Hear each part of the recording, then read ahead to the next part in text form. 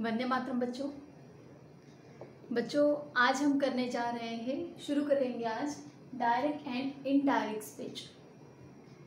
बहुत सारे बच्चों को डायरेक्ट एंड इनडायरेक्ट स्पीच, प्रत्यक्ष एंड परोक्ष, प्रत्यक्ष और परोक्ष कथन जिसे हम कहते हैं, उसमें थोड़ी दिक्कत होती है। तो बच्चों हम इस टॉपिक को इतना अच्छे से, इतना क्लियरली करेंगे कि आपके बहुत सारे डाउट्स इसमें से क्लियर हो जाएंगी। आपको बस ध्यान से सुनना है और समझना है। जैसे वॉइस हमने डिटेल में किया, उस तरह से हम डायरेक्ट इनडायरेक्ट स्पीच को, उसके हर एक रूल को समझेंगे, उसके बाद उसको करने की कोशिश करेंगे। तो आपको बस अच्छे से समझना है। शुरुआत करते हैं कि डायरेक्ट एंड इनडायरेक्ट स्पीच, इसका मतलब क्या है। स्पीच मतलब अगर हम कुछ बोलते हैं, कुछ वाक्य हम कहते हैं वो, और डायरेक्ट और इनडायरेक्ट का मतलब है, डायरेक्ट मतलब सीधे तरीके से कह देना। अगर मैं आपसे सीधा कह रही हूँ कुछ तो मैं डायरेक्टली कह रही हूँ, लेकिन इनडायरेक्ट मतलब किसी और तरीके से, किसी और वे में, किसी और के थ्रू कहना। ठीक है, उसी बात को कुछ अलग, कि भाई उसने ऐसा कहा था, ठीक है, मैंने उससे कहा।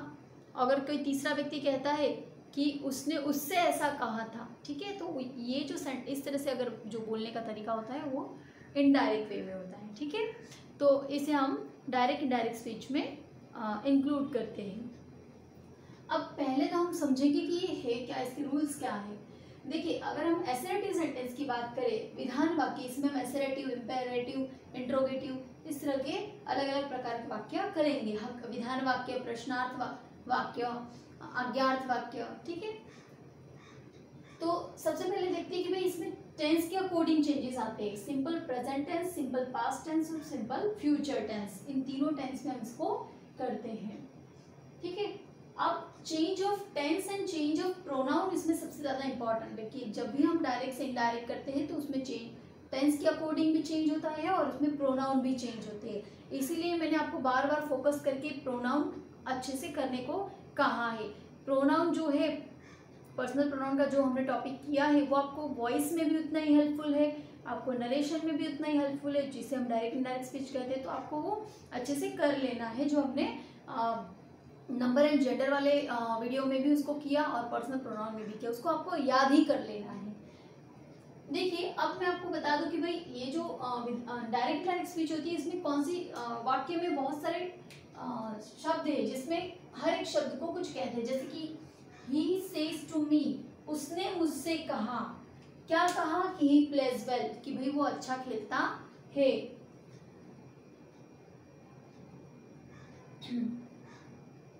हाँ, उसने मुझसे कहा कि वो अच्छा खेलता है।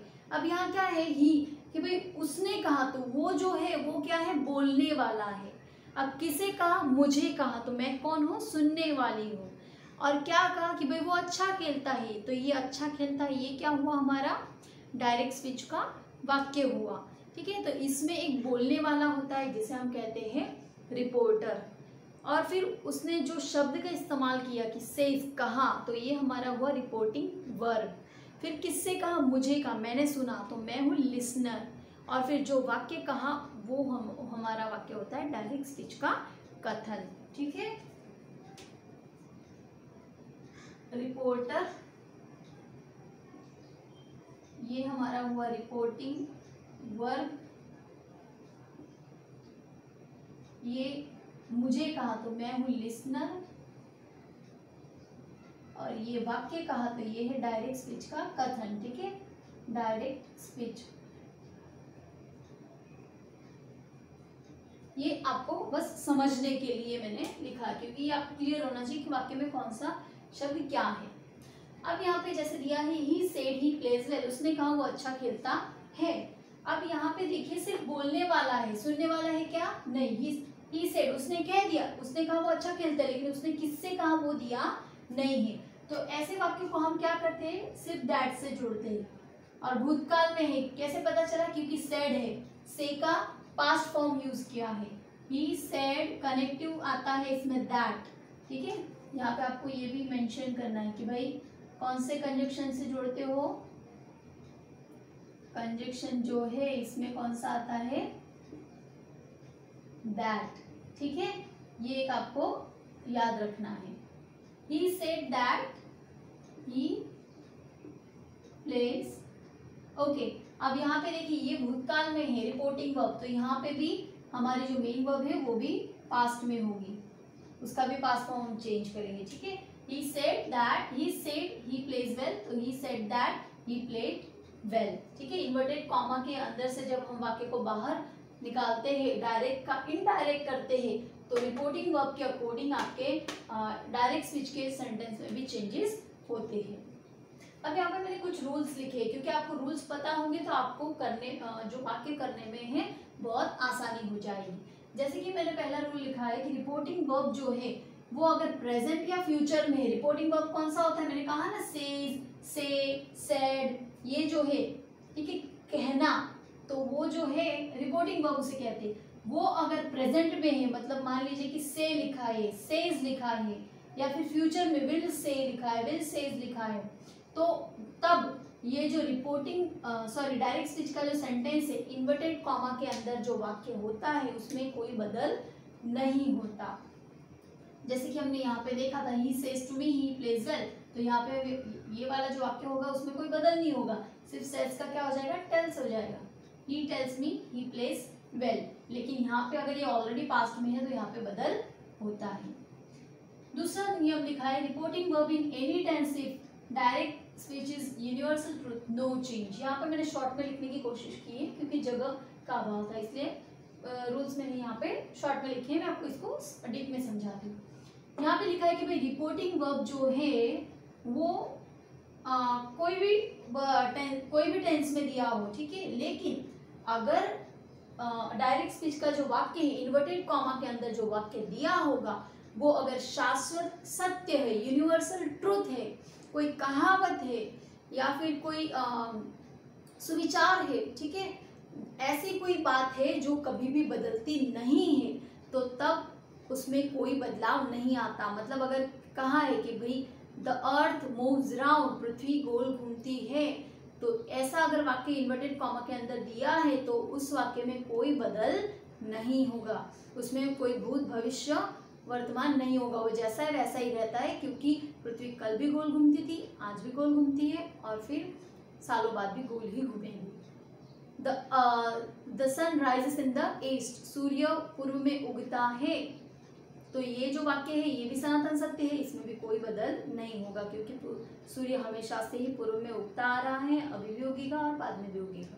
ठीक है, honesty is the best policy, प्रामाणिकता एक अच्छा गुण है, ये अगर वाक्य दिया हुआ है तो ऑनेस्टी जो है, प्रामाणिकता जो है सदियों से अच्छा गुण ही रही है, अभी भी अच्छा गुण है और सदियों बाद भी अच्छा गुण ही रहेगी।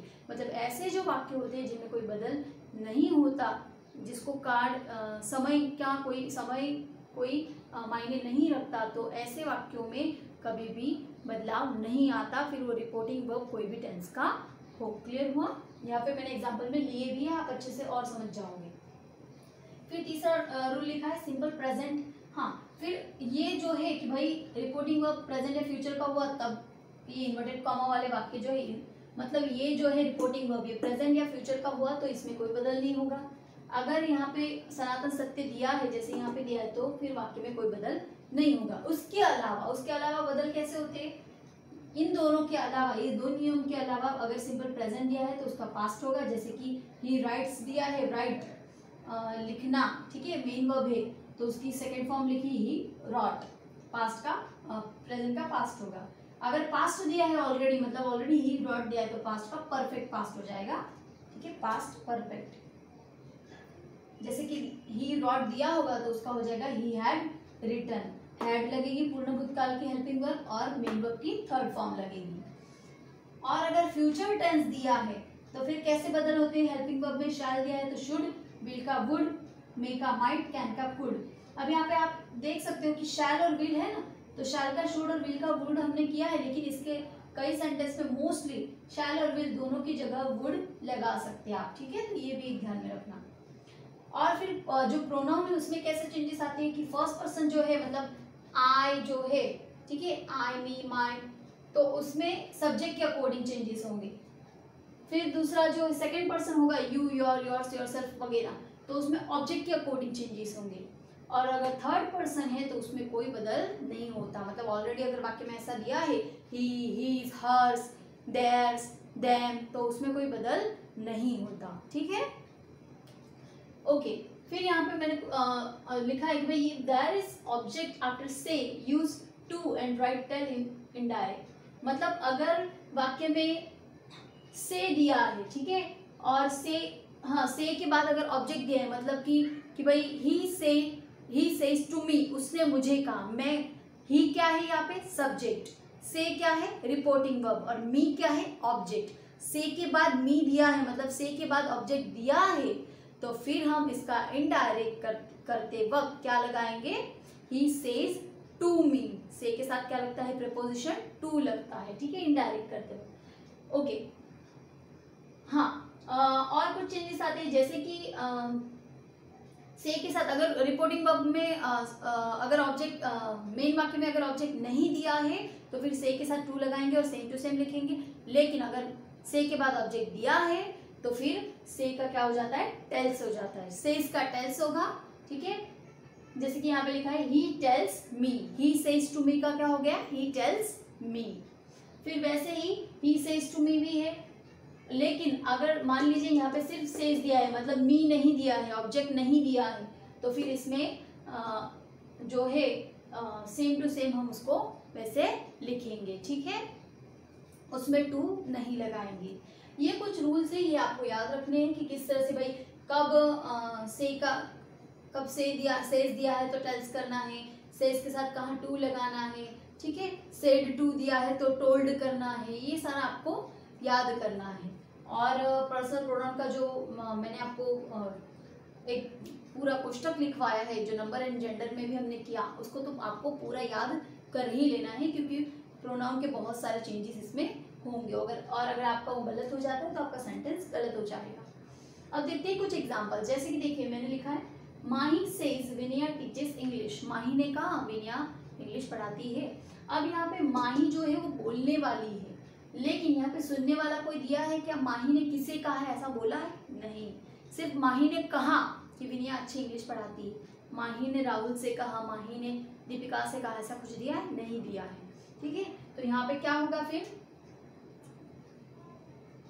सेज का सेज ही रहेगा ना, क्योंकि सुनने वाला नहीं है। अगर सुनने वाला होता माही सेज मीनल ऐसा दिया होता तो फिर माही टेल्स हो जाता, और अगर सुनने वाला दिया होता तो सेज के साथ टू भी दिया होता। ठीक है, तो फिर ये यहाँ पे कैसे होता, माही सेज टू मीनल ऐसा दिया होता तो फिर यहाँ पे टेल्स हो जाता।